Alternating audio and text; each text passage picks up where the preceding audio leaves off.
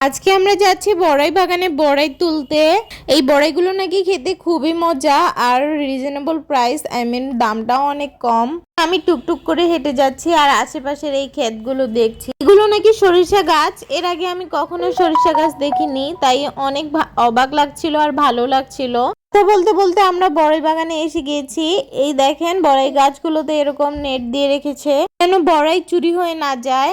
আমি তো বারবার কাছে গিয়ে বড়াইগুলো দেখছিলাম। বড়াইগুলো দেখতে অনেক সুন্দর ছিল। আপনারা যারা বাঞ্ছারামপুরে আছেন তারা অবশ্যই কিন্তু এখানে এসে বড়াই নিয়ে যাবেন, না হলে অনেক বড় মিস করবেন। এদিকে আমি ঘুরে ফিরে বড়াই বাগানটা দেখছিলাম আর বাবুর আব্বু বড়াই কিনতে গিয়েছে। এই যে বড়াইয়ের মালিক এখানে একটা ঘর বানিয়ে নিয়েছে। আমাদেরকে কয়েকটা বড়াই টেস্ট করতে দিয়েছে। টেস্ট করে দেখলাম অনেক মজা। তারপরে 1 কেজি বড়াই নিয়ে নিলাম। আর 1 কেজি বড়াই মাত্র 100 টাকা। তো আজকের ভিডিওটা এই পর্যন্তই। ভালো থাকবেন, সুস্থ থাকবেন।